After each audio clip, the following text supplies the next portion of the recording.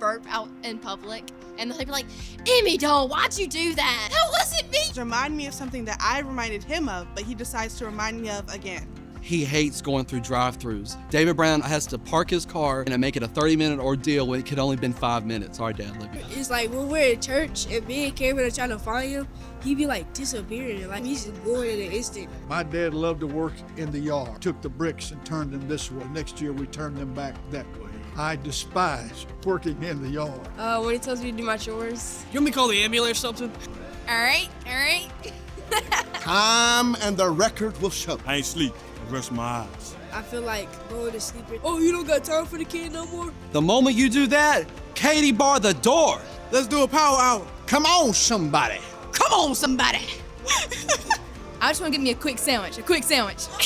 I lost my dad when I was pretty young. I can hear his voice now. He always used to say, it's gonna be okay. Even if it doesn't make sense, it's gonna be okay. Just one word? Journey.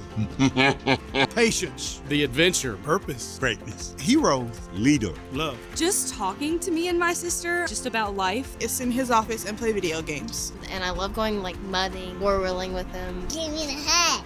Give me the kiss. Watch NFL games with him. Whenever I was big enough to do the adult things with him, like play softball, it was just being with them. Like when we play with each other, watch TV. God, guns, and cars. And I'll leave it at that.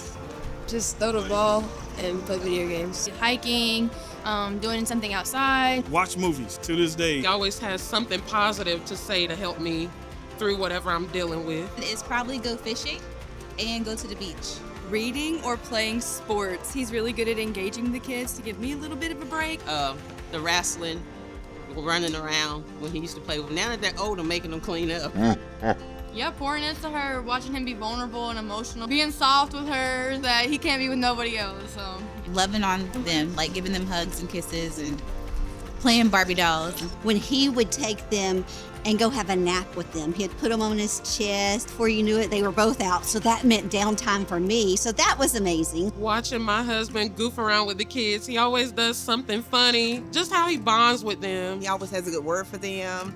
He's always understanding, patient. My dad has given me some of the best hugs that I've ever could have needed and wanted in my life. Always willing to do stuff with us. He's always, helping us out and stuff like that. The way he makes us all feel safe and protected, and he helps us and prays with us. Is the resilience and to keep going, no matter what, complete God's mission that he has for him. Batman. It's his ability to get things done, like work or something for his family.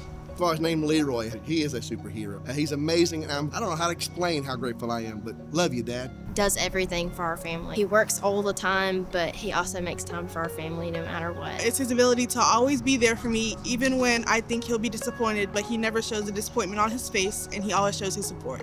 He grew up not having a dad in his life, but to see the father that he is now, I look up to him so much and I honor him for that. Thank you, Dad, for breaking that generational curse, and now I get to receive generational blessings of having a man of God as my father. But there was some great times with my dad. He was a hard-working man. 6 o'clock to 3 o'clock every day. I knew Dad was coming in that door. He was always faithful, and he gave me an example. Is his selflessness and his humility and his willing to put down himself to lift others up.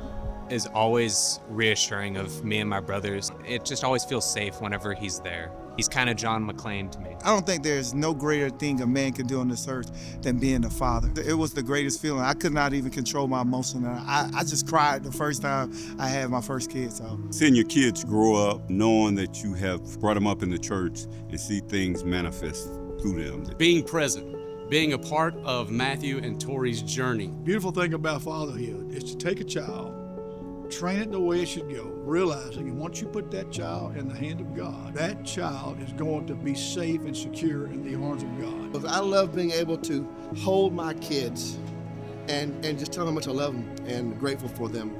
It makes my heart swell. Get to see my kids just grow up before my eyes, teach them what's right and what's wrong. Just being able to be there, it's amazing. Being able to watch this little girl grow, pour into her, building this family, that's what makes me happy.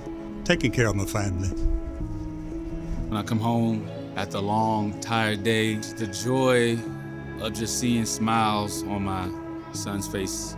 Learning that I was gonna be a father was not being financially ready, and I could say mentally as well.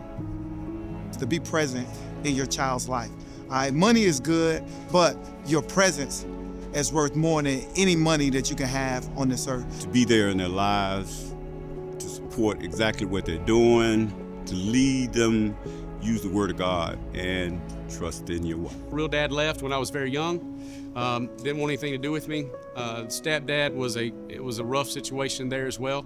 So what scared me the most about becoming a father was, would I repeat what I had experienced, or would I break the mold and be a loving, present dad who stood by their side? Allow yourself to sacrifice what sometimes you think is the most important thing so that you can be a part of their world, because they want you there, and you've got to make that intentional decision.